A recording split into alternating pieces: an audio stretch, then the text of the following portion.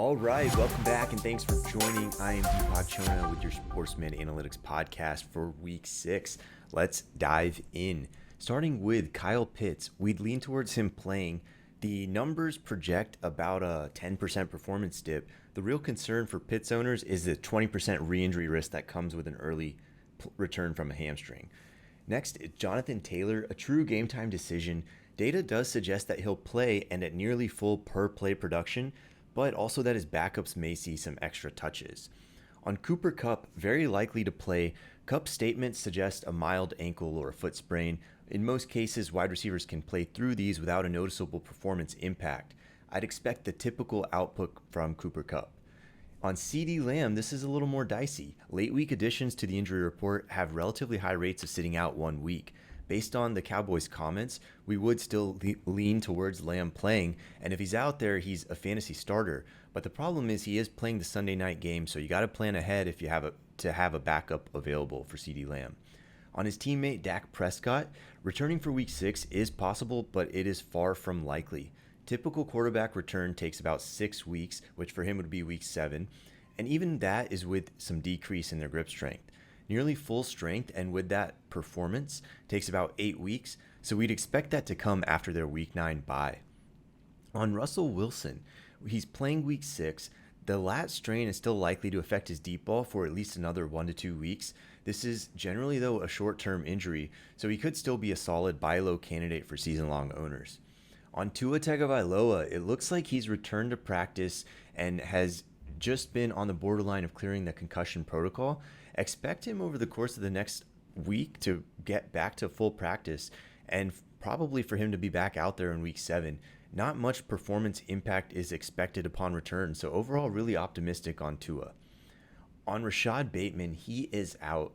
Ravens haven't really given us a ton to work with on him, but the most common issue here would be a midfoot sprain, and that averages 2 to 3 weeks. Bateman is right at 2 right now, so don't be surprised if he rejoins the team on the practice field at the end of next week. On Chris Olave, to be determined, but we'd lean towards him playing. He is progressing through the concussion protocol based on his practice reports, and if he doesn't experience a setback on Saturday, he will very likely be cleared. Wide receivers don't experience much of a performance dip when they do return. On Mac Jones, these average 2 to 4 weeks for quarterbacks. Jones is now at Week 3, so he does have a real shot to play, although data suggests that Week 7 is actually a little more likely. If he's out there, expect some limitations in his running and ability to protect himself, and as a result, short-term re-injury risk is elevated. Michael Thomas. Don't be surprised if we see Michael Thomas return to practice in the next week. Turf toe averages 3 to 4 weeks for wide receivers. He's now approaching that timeline, and the fact that they kept him off of the IR does also suggest that 5 or more weeks out wasn't really their expectation. So the downside here is that there tends to be a performance drop-off that lingers even about 3 weeks after the wide receiver's return. So a little hesitant on Michael Thomas, although we hope to see him soon.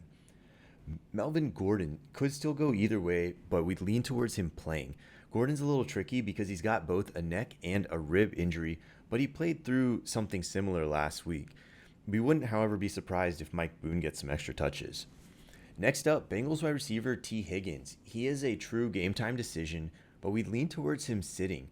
A re-aggravated ankle sprain typically means a significant performance drop and a high re-injury risk. We'd avoid him in DFS even if he plays, but look for him to be near full strength in about 2 weeks. Keenan Allen, definitely making moves in the right direction. If he logs a limited practice session again on Saturday, it wouldn't be surprising to see him play. Either way, I'd be temporarily avoiding him because a significant, approximately 20% performance dip is expected. Allen will carry elevated re-injury risk for the next about 4 weeks as well. Christian Watkins is dealing with something similar, and he re-aggravated a hamstring injury, and that does not bode well for his season. These tend to be on the severe side, usually 3 to 5 weeks, but there is a lingering performance impact, as we discussed with Allen, even after they return. So that's why Keenan Allen has been out so long. Next, Tyler Higbee. His timeline to return to practice suggests a mild ankle sprain. Most of these can be played through without any major impact on performance. I'd monitor the Sunday inactive list for Higbee, but would lean towards him playing. Next up, Damien Harris. The initial reporting implied a moderate or severe hamstring strain, and those would average at least 3 weeks out. But as typical Patriots fashion, that may have been some misleading reporting. After logging 3 limited practices in a row this week, the probability of Damien Harris playing is just slightly less than 50%. What's the take-home point? Exercise caution if you're riding that Ramondre Stevenson bandwagon. Next up, James Conner.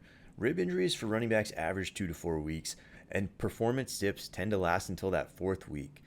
Players commonly return sooner, but for reference, this is similar to the injury Alvin Kamara has had, and he did miss a week after coming back, likely due to some sort of setback.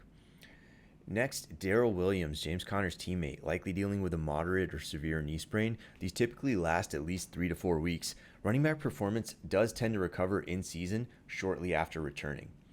Dalton Schultz, Cowboys tight end, good opportunity with probably Dak coming back soon, but the PCL injury has put him into a slump. That is the typical trend for tight ends, and return to pre-injury level usually takes about 3 or 4 weeks, so we'd still avoid him again in week 6. Next, Baker Mayfield, very likely out week 6 with a high ankle sprain.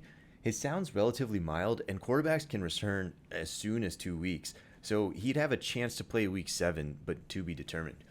And then Bears wide receiver been a sleeper candidate for a little bit now because he's coming back from injury pretty soon here. I'd expect his return week 7. And return from high ankle surgery usually involves a 2-week ramp up, but a relatively quick return to pre-injury levels otherwise. And that is all for today. If you want more, hit me up on Twitter at SportMDAnalysis and Instagram at SportsMedAnalytics. And until next time,